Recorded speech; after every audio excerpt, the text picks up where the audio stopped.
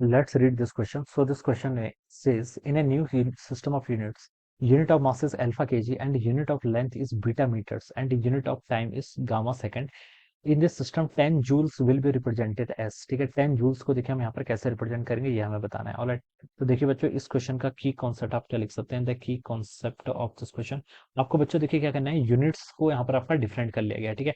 जबकि fundamental units है, length को हमने यहाँ पर बीटा मीटर से रिप्रेजेंट कर रखा है, टाइम को गामा सेकंड से मेजर कर रखा है, ठीक है। और ये टाइम को गामा सेकंड से मेजर कर रखा है, तो हमें बताने कि 10 जूल पर क्या फर्क पड़ेगा। तो यूनिट कन्वर्जन लिख लीजिए, इस क्वेश्चन का की कॉन्सेप्ट क्या लिख लीजिए, यूनिट कन्वर्जन, ठीक है। यूनिट कन्वर्जन या फिर बोल सकते हैं चेंज इन यूनिट्स क्या हो जाएगा, इस क्वेश्चन का आपका की कॉन्सेप्ट हो जाएगा, ठीक है। बच्चों देखिए कोई भी फिजिकल क्वांटिटी होती है, कोई भी एक्स क्या कोई फिजिकल क्वांटिटी, इसमें दो चीजें होती है, एक होती है एन, एन क्या होता है न्यूमेरिकल वैल्यू, और यू क्या होती है यूनिट्स। जिसे हम बोलते हैं कि आपकी एनर्जी 1 जूल्स के इक्वल है, ठीक है। 1 जूल की कोई एनर्जी है, ठीक है। ये किसकी यूनिट है, एनर्जी की, ठीक है।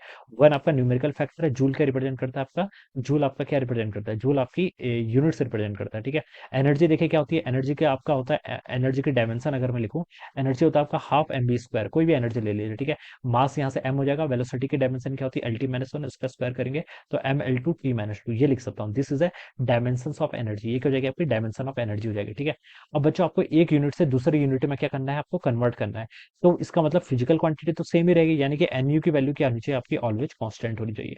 तो मैं एन वन यू वन क्या लिख लेता हूँ, एन टू यू टू के इक्वल लिख लेता हूँ। अगर आपका एन यू कॉन्स्टेंट है तो मैं एन वन यू वन को एन टू यू टू लिख सकता हूँ, ठीक है। एन वन मेरी पहले वाली जो यूनिट है सिस्टम है, उसमें आपका न्यूमेरिकल फैक्टर है, यू वन क्या है यूनिट्स है, एन टू आपके नए वाले में जो आपका न्यूमेरिकल फैक्टर होगा, और यू टू आपकी नई वाली यूनिट्स हो जाएगी, ठीक है। तो मुझे बेसिकली यहाँ पर एन टू फाइंड आउट करना है, तो एन टू को मैं क्या लिख सकता हूँ, एन वन टाइम्स आपका U one divided by U two, ऐसे मैं लिख लूंगा इसको, ठीक है। अब बच्चों देखिए एन टू की वैल्यू मुझे फाइंड आउट करके बतानी, क्वेश्चन बोला गया है ना कि in this system 10 joules will be represented by, 10 joules को हम कैसे रिप्रेजेंट करेंगे, ठीक है।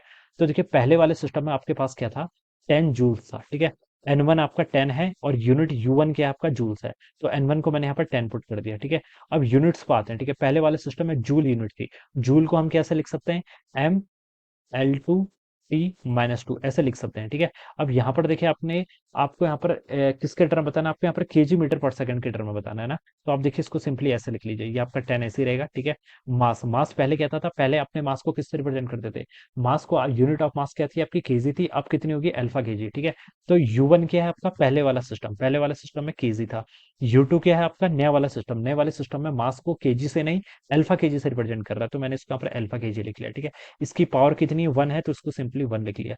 इनटू लेंथ, लेंथ की यूनिट पहले क्या होती थी, मीटर होती थी, अब कितनी हो गई है बच्चों, पहले मीटर थी, अब बीटा मीटर हो गई है, तो पहले वाले को ऊपर लिखना है, ठीक है। यू वन आपका पहला वाला सिस्टम है, ये है ना आपका, इसे मैं यू वन बोलूंगा, ठीक है।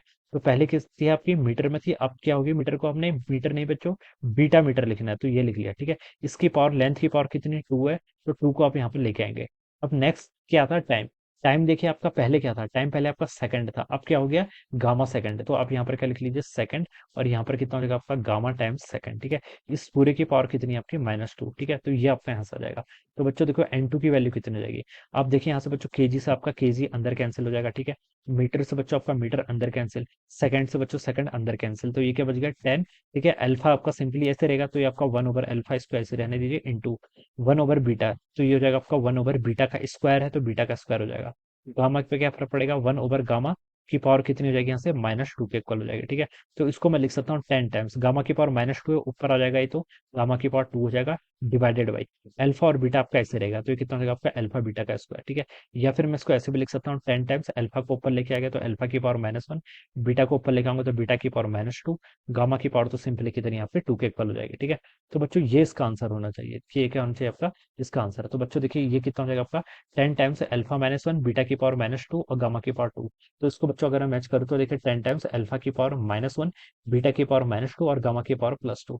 तो इसका सी ऑप्शन क्या होना चाहिए, करेक्ट आंसर, क्या option C would be the right answer, okay. तो ये इसका राइट आंसर हो जाएगा। So I hope you all understood this concept, all the best and thank you so much.